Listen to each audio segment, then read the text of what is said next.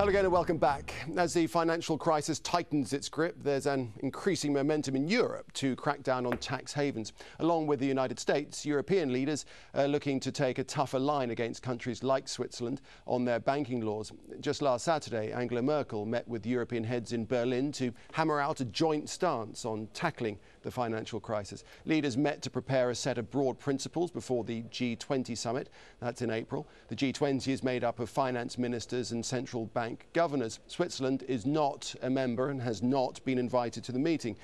They agreed to support tougher measures against countries and offshore jurisdictions that serve as tax havens, blaming them for an assortment of problems.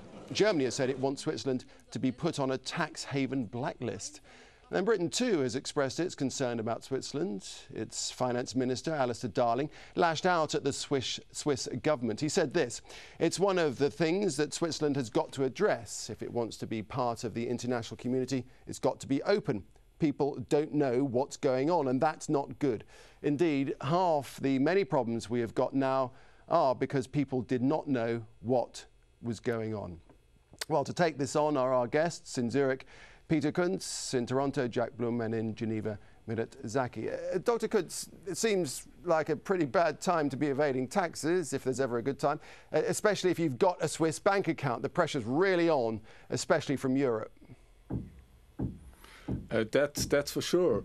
And I think this makes it inevitable that the Swiss banks are moving toward what is generally accepted.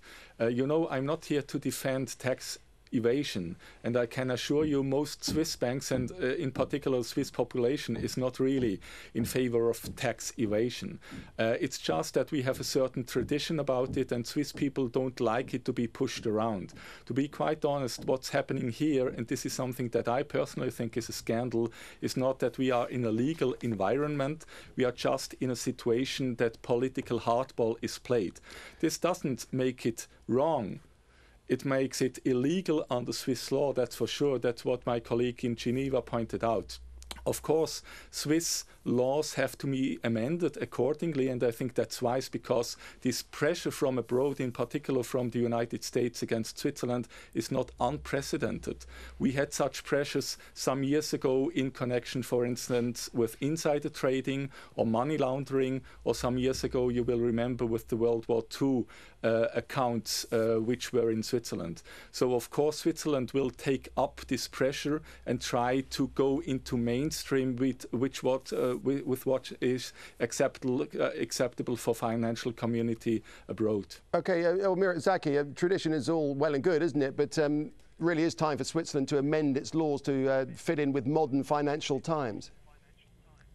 Absolutely, I won't deny that, especially that the real thing which is at stake here is not American clients. American clients have been very peripheral for Swiss banks, actually, except for UBS. And it's the real stake here is German, French, Italian, Belgian clients who have been the traditional clients of the Swiss financial center. So banks today here, private banks, are really worried. Their clients are asking questions about their own status. Being today a European client who is non-declared and has a Swiss account is really makes you restless, wondering about your future. How long will your account stay here at peace? So definitely the thing has to be overhauled again, and the distinction between fraud and evasion, which is specific to Switzerland, might very well have to be abolished. The point is that, as I pointed out before, it's not only Switzerland who encourages tax evasion by its system. The real tax evasion vehicle worldwide has been the discretionary trust, as we might all have heard. Discretionary trusts allow you to legally expropriate yourself from your own fortune, your own wealth, and the final result is very close, actually, to banking secrecy. Today, a massive amount of wealth goes inside those vehicles, and there is no question today to abolish or put them into question. The main promoter of these vehicles are, of course, as I said, London and the US, which have it's an Anglo-Saxon system, and this has to be also discussed at the same time the Swiss fiscal system is discussed. Okay, Jack Blum, what I'd like to discuss now is the timing of this. I mean, it does seem all a bit timely, doesn't it? The big nations desperately need big cash and fast, and suddenly they're investigating tax evasion in tax havens. I mean, it's been around for decades, for years, hasn't it? This issue has been on the table in the United States and the subject of real efforts by the Internal Revenue Service for the better part of 10 years. And I dare say, I think it's ludicrous to have the discussion on the terms we're having it. The central issue is this. There are working-class taxpayers all over the United States and Western Europe who are supporting their governments.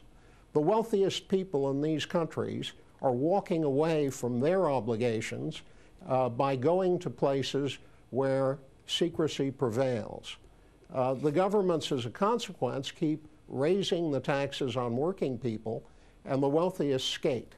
This has led to a tremendous diversion in the wealth of average people and a small class of people at the top of the society. To have some countries in the business of promoting that is something that's simply unacceptable in the modern world. And as the economic system craters, and as governments have to step in to save the very institutions that are in the process of assisting this kind of redistribution of wealth up, is insane. We have to have a system that's fair to all and that allows the collection of tax on a fair basis.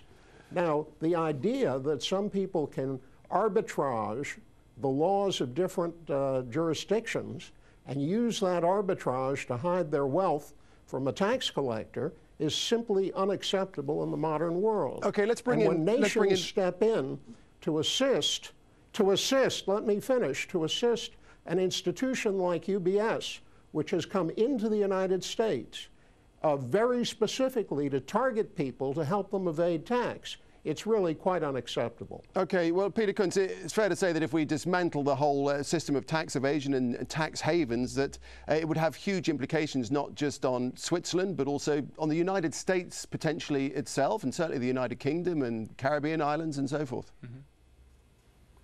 Well, I think the change in the system makes sense, but it cannot be only a change done by Switzerland. As I pointed out when the show began, is that we have other countries with similar systems, even countries in the European Union. Therefore, Switzerland finds it usually rather curious that the European put so much pressure on the Swiss system, even though various countries within the European Union have similar systems. Let me point out one point which I would like to ask Jack about. Jack's statement beforehand sounded very political, and I don't take any sides against that. That's okay for me, but I'm not a politician. What I really am very unhappy with the United States approach, and you can believe me, I'm a big admirer of the United States, is that apparently the United States is not prepared to also follow court proceedings. You know, what happened right now is this settlement last week with UBS and the Department of Justice in the United States is not really a settlement. It's a deferred prosecution agreement, meaning it gives just some time for UBS. And now there is another court proceeding going on in Miami regarding 52,000 bank clients of UBS. Okay, well, let's put that to Jack Bloom, as we're running out of time. Mr. Bloom, the United States is not prepared to follow court proceedings. Let's say the United States is absolutely following court proceedings. There's a hearing. There will be a brief filed by UBS on the 52,000 names in April. There'll be a court hearing on that brief and on an argument. And in fact, it was UBS that turned the names over, saying that they and the Swiss government both agreed that the names that were turned over were names relating to tax evasion. Now, if they violated Swiss law, that's a matter between UBS and the Swiss government.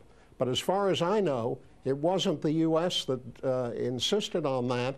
It was the Swiss government and UBS both that turned over that material in response to this deferred prosecution. Okay. Final word to Mirat Zaki. We've got just 30 seconds to go. Mirat Zaki, final word to you. Jack Bloom, Jack, Mr. Bloom, it was an ultimatum from the United States that threatened the banking license and the very survival of UBS.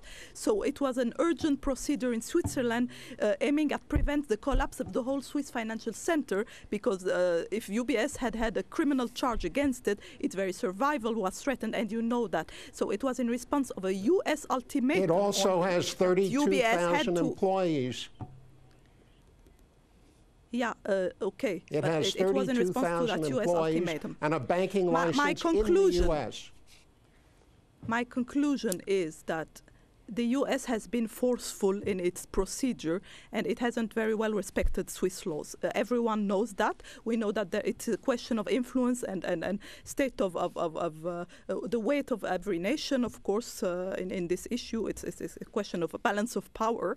I think in the future, the countries have to sit at the same table and simply negotiate a dismantling of offshore tax havens, as you, Mr. Bloom.